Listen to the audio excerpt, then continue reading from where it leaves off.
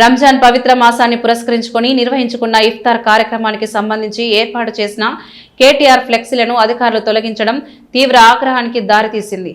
కాంగ్రెస్ ప్రభుత్వం కక్ష సాధింపు రాజకీయాలకు పాల్పడుతుందని కుత్బుల్లాపూర్ స్థానిక నాయకులు మండిపడ్డారు. పవిత్రమైన రంజాన్ వేళలో కూడా రాజకీయ ద్వేషాన్ని చూపడం దురదృష్టకరమని విమర్శించారు. ఇఫ్తార్ కార్యక్రమం సామరస్యానికే ప్రతీక అని దానికి కూడా అడ్డుకోవడం సరైంది కాదని అన్నారు.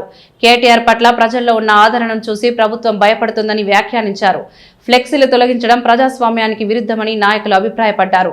ప్రజా కార్యక్రమాలపై ఇలా ఆంక్షలు విధించడం తగదని హెచ్చరించారు. కాంగ్రెస్ ప్రభుత్వం తన వైఖరిని వెంటనే మార్చుకోవాలని డిమాండ్ చేశారు. ఇలాంటి చర్యలను బీఆర్ఎస్ శ్రేణులు తీవ్రంగా ఖండిస్తున్నాయని తెలిపారు. ఇకపై ఇలాంటి అన్యాయాలు పునరావృతం కాకుండా చూడాలని స్థానిక నాయకులు స్పష్టం చేశారు. మరి ఈరోజు కుత్బుల్లాపూర్ నియోజకవర్గంలో గౌరవ ఎమ్మెల్యే గారు కేపీ వివేకానంద గారి ఆధ్వర్యంలో మరి యొక్క ఇఫ్తార్ పార్టీ ఏర్పాటు చేసి గౌరవ working president BRS party working president KTR గారిని ఆహ్వానించడం జరిగింది. మరి ఆ యొక్క కార్యక్రమానికి మా యొక్క కార్యకర్తలు నాయకులు వారి యొక్క జేబుల నుంచి ఉన్నటువంటి పాకెట్ మనీతో ఎవరికి తోచింది వాళ్ళు ఇక్కడ ఫ్లెక్సీలు ఏర్పాటు చేస్తే ఈ యొక్క కాంగ్రెస్ కండువాలు కప్పుకున్నటువంటి అధికారులు జిహెచ్ఎంసీ అధికారులు మరి కాంగ్రెస్ కండువాలు కప్పుకొని పనిచేస్తున్నటువంటి ఇది కుత్బుల్లాపూర్లో కనబడతా ఉంది.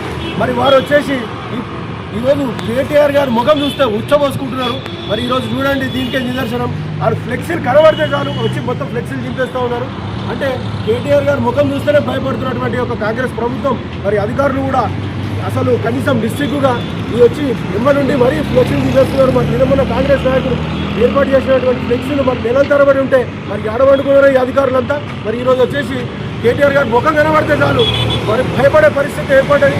మరి రాబోయే 2 సంవత్సరాల్లో మళ్ళీ బీఆర్ఎస్ పార్టీ ఏర్పాటైన గవర్నమెంట్ ఏర్పాటు చేస్తుందనే ఒక భయము మరి ఇంకా కూడా వాళ్ళ మనసులో ఉంది. కాబట్టి ఈ యొక్క ముఖం కనబడం కూడా చేస్తూ ఉన్నారు.